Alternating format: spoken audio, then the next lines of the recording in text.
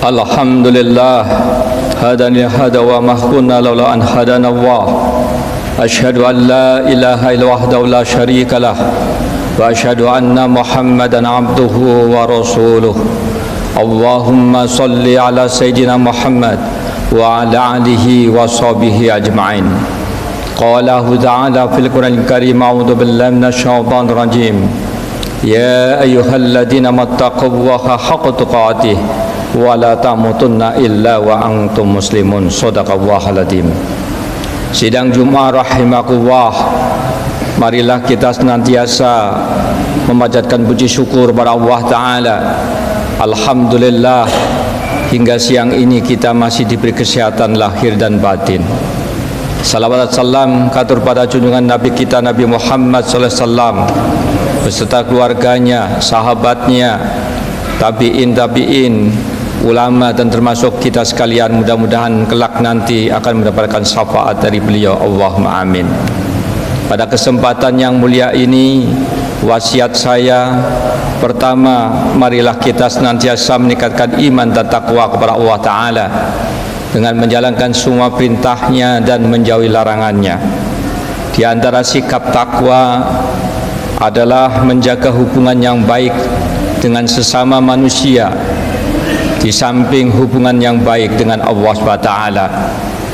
Di samping itu pula, takwa mewujudkan kita bersikap adil dan keseimbangan antara menjalankan kewajiban dan hak. Maka pada kesempatan yang bahagia ini, khatib akan menyampaikan khutbah dengan judul kewajiban dan hak dalam pandangan Islam. Sebagai landasan, marilah kita renungkan firman Allah Subhanahu wa ta'ala dalam surah An-Nahl ayat 90. A'udzu billahi minasyaitonir rajim. Innallaha ya'muru bil 'adli wal ihsan wa ita'i dzil qurba wa yanha 'anil fahsya'i wal munkar wal baghi ya'idukum la'allakum tadhakkarun. Yang artinya kurang lebih, sesungguhnya Allah menyuruh berlaku adil, berbuat kebajikan dan memberikan bantuan kepada kerabat. Dia juga melarang perbuatan keji, kemungkaran dan permusuhan. Dia memberi pelajaran kepadamu agar kamu selalu ingat. Ibnu Katsir dalam tafsirnya menjelaskan, Allah SWT memerintahkan kepada umat manusia untuk berlaku adil dan berbuat ihsan, serta melarang perbuatan keji, mungkar dan permusuhan. Pada ayat di atas, kata adil disebut terlebih dahulu karena perbuatan adil akan menuntun kepada perbuatan baik lainnya. Sebaliknya, perbuatan zalim menyebabkan permusuhan, kemungkaran dan memicu perbuatan buruk lainnya. Al-adl berarti keseimbangan, harmonisasi dan keselarasan. Maka esensi agama Islam adalah terciptanya keadilan. Umat Islam didorong untuk menegakkan keadilan, menunaikan kewajibannya dan mendapatkan haknya dengan adil, baik menyangkut dirinya maupun orang banyak. Penegakan keadilan dalam Islam berlaku kepada siapa saja, termasuk kepada orang terdekat pun kita harus berlaku adil. Allah SWT mengingatkan dalam surah An-Nisa ayat 58, Allah berfirman, A'udzu billahi minasyaitonir rajim. Innallaha ya'muru an tu'addul amanati ila ahliha wa idza hakamtum bainan nas an tahkumu bil adl. Innallaha ni'ma ya'idukum bih. Innallaha kana sami'an basira. Sesungguhnya Allah menyuruh kamu menyampaikan amanah kepada pemiliknya. Apabila kamu menetapkan hukum di antara manusia, hendaklah kamu tetapkan secara adil. Sesungguhnya Allah memberi pengajaran yang paling baik kepadamu. Sesungguhnya Allah Maha mendengar lagi Maha melihat. Selanjutnya juga ditekankan dalam surah An-Nisa ayat 139-35 yang artinya kurang lebih, wahai orang-orang yang beriman, jadilah kamu penegak keadilan dan saksi karena Allah, walaupun kesaksian itu memberatkan dirimu sendiri, ibu bapakmu atau kerabatmu, jika dia yang diberatkan dalam kesaksian, kaya atau miskin, Allah lebih layak tahu kemaslahatan keduanya. Maka janganlah kamu mengikuti hawa nafsu karena ingin menyimpang dari kebenaran. Jika kamu memutarbalikkan kata-kata atau berpaling enggan menjadi saksi, sesungguhnya Allah Maha teliti terhadap segala apa yang kamu kerjakan. Kaum muslimin rahimakumullah, maka apabila manusia berlaku adil dan menunaikan kewajibannya, maka Allah SWT pasti akan memberi kepadanya apa yang menjadi haknya, yaitu berupa kehidupan yang baik, kemudahan dan keberkahan dalam kehidupan dunia, serta ridho dan ampunan di akhirat kelak. Islam adalah ajaran yang mengutamakan dan mendahulukan pelaksanaan dan pemenuhan kewajiban.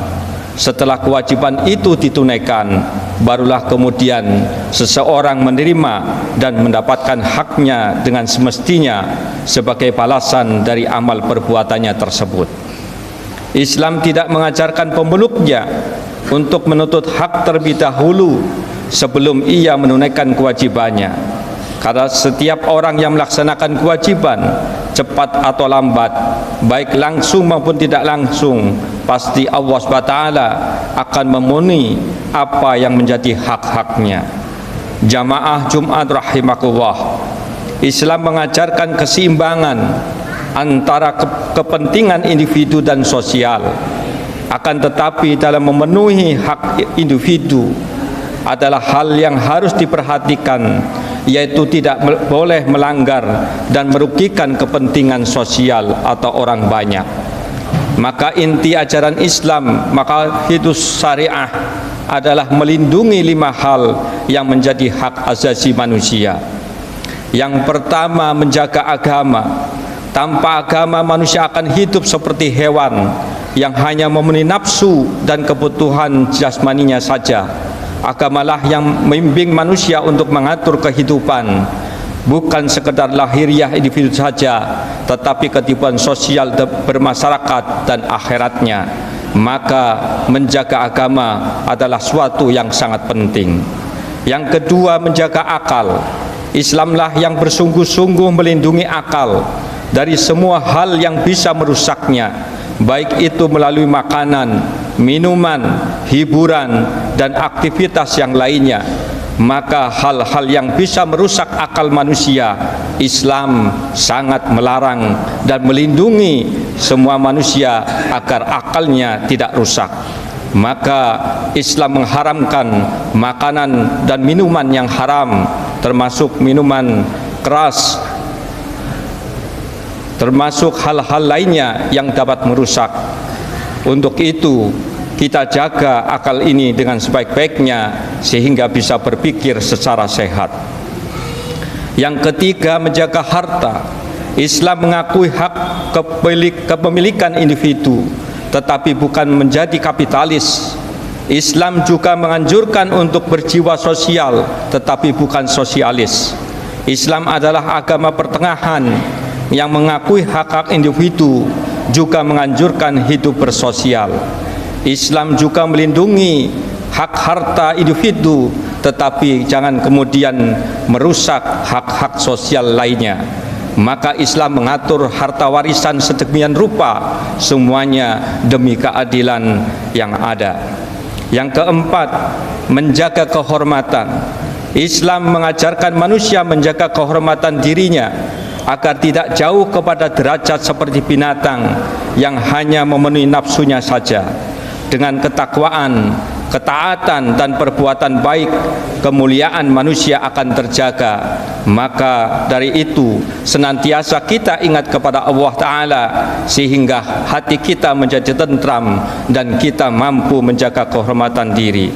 Termasuk di bulan Rajab ini, mari kita laksanakan hal-hal yang baik, karena bulan ini bulan yang penuh berkah. Siapa yang berbuat baik maka akan dilipat gandakan pahalanya, dan siapa yang berbuat buruk maka akan dilipat gandakan dosanya.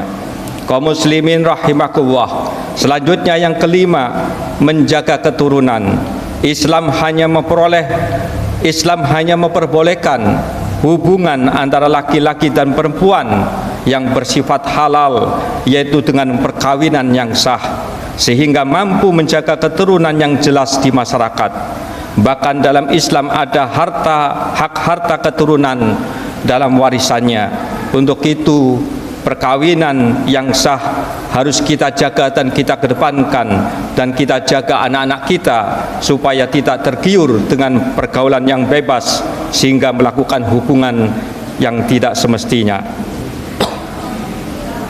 Maka kemanusiaan dalam Islam adalah tidak hanya sebatas akal budi, namun adanya konsep mendasar dalam agama, atau bahwa manusia adalah makhluk ciptaan Allah SWT yang memiliki segenap kewajiban yang harus ditunaikan dan dijanjikan untuk mendapatkan balasan sebagai haknya apabila kewajiban itu ditunaikan. Kewajiban adalah syarat atau hal-hal yang harus dilakukan oleh manusia sebelum ia mendapatkan haknya. Jika kewajiban ditinggalkan, maka manusia akan berdosa. Dalam hubungan sosial, kewajiban yang tidak ditunaikan akan berdampak pada terhalangnya hak-hak orang lain. Oleh sebagian manusia, kewajiban dan hak sering disalahartikan. Mereka lebih mendahulukan dan menuntut haknya dibandingkan menunaikan kewajibannya. Masih banyak manusia yang menuntut haknya, sementara Islam menekankan untuk menunaikan kewajiban yang harus didahulukan sebelum menuntut haknya. Banyak orang yang masih melakukan perampasan hak-hak orang lain demi memenuhi hak-hak pribadinya.